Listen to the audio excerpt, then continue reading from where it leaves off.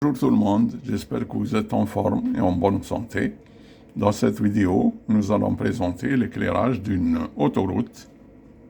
Alors les chapitres à développer sont le type de route, la classe des voies, les dimensions de la voie, les supports utilisés, les paramètres de calcul, le calcul du flux, une simulation sous Dialux et les résultats de calcul, analyse des résultats de calcul. Voilà, donc on va commencer par le type de route.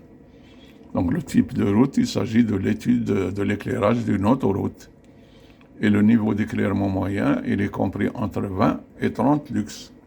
Pour notre étude, on a choisi 26 lux, juste supérieur à la moyenne.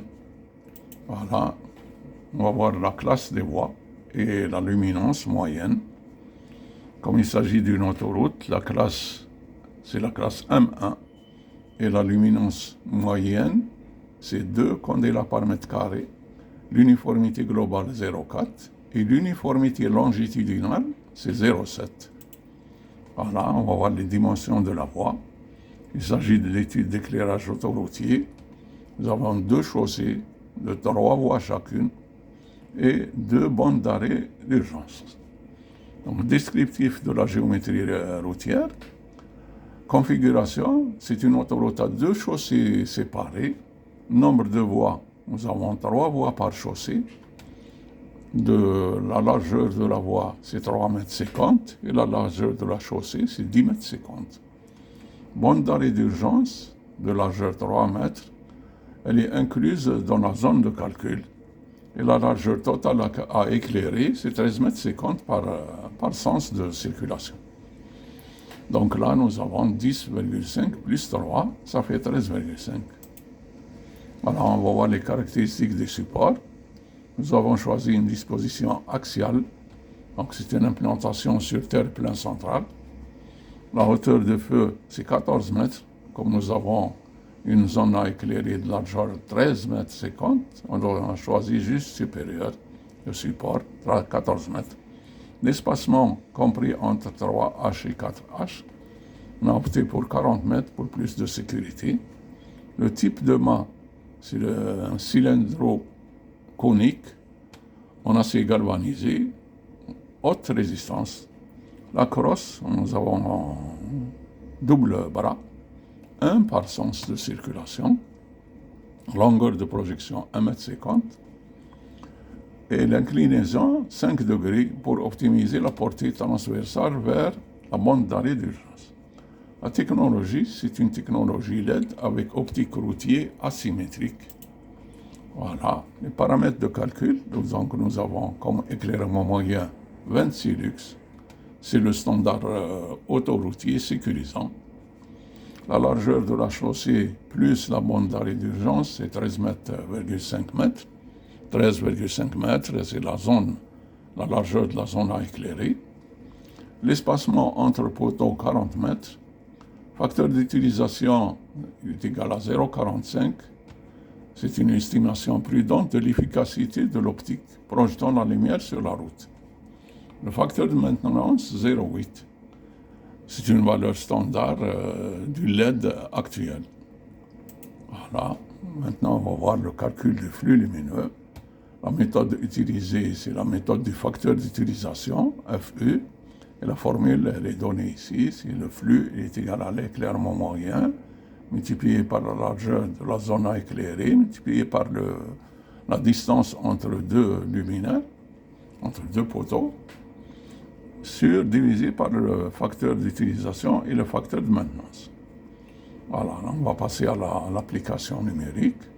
Donc on détermine d'abord la surface à éclairer par un luminaire, la largeur de la zone à éclairer fois la distance entre 2 luminaires. Ça nous donne 540 mètres carrés. Et le flux total nécessaire, on fait l'application numérique de la formule. On arrive avec 39 000 lumens, soit environ 40 000 lumens. Voilà. Maintenant, on va passer à la simulation Dialux. Donc, on arrête la présentation, on va la mettre une icône et on passe au logiciel Dialux. On va mettre éclairage des rues. Là, nous avons une chaussée. Donc, on va ajouter une deuxième. On va mettre les deux bandes d'arrêt d'urgence et on va mettre le terre-plein central. Donc, on va descendre le terre-plein central entre les deux chaussées. Voilà. Et on descend la bande d'arrêt d'urgence tout à fait en bas. Voilà, très bien. Maintenant, on va configurer les chaussées. On va commencer par la chaussée. Alors, nous avons la largeur de la chaussée. On a dit que c'était 10 mètres 50. 10 mètres 50. Le nombre de voies, c'est 3 voies. Voilà, 3. Et la classe, c'est M1. Donc on va mettre M1. Voilà. On va l'autre chaussée aussi, on va la configurer. On va mettre 10 mètres 50 de largeur et 3 voies. 3 voies. La classe, c'est la classe M1. Voilà, c'est bon. Et voilà, donc on a configuré la chaussée. On va voir maintenant les luminaires. Donc on a un luminaire de 40 000 lumens présélectionné. Donc on va le faire glisser sur l'autoroute. Et on va le configurer. Voilà, on va mettre la disposition axiale. On va enlever l'optimisation et on va mettre l'espacement entre poteaux. On avait dit que c'était 40 mètres. Voilà. La hauteur du point d'éclairement, on a dit que c'était 14 mètres. Voilà. Et l'inclinaison du bras, c'est 5 degrés. La saillie du point lumineux, on va mettre 1 mètre 65. Là, nous avons environ 1 mètre 50 comme longueur du bras. Et le nombre de luminaires par poteau, il y en a 2. Voilà, on a configuré. Donc, les résultats apparaissent directement. Donc, on va choisir un autre luminaire pour voir comment se comporte le résultat. Voilà. Donc on va changer, on va rajouter plutôt un luminaire de 35 000 lumens. Voilà.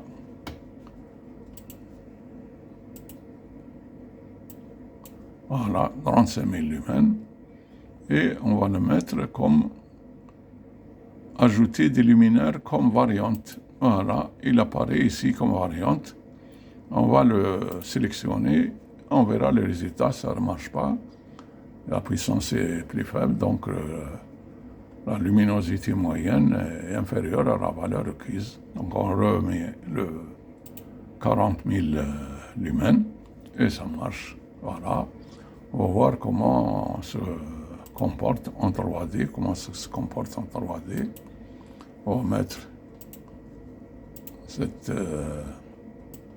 voilà. Voilà, très bien. Et voilà, donc on a terminé avec la simulation. On va revenir sur la présentation. Voilà, alors présenter,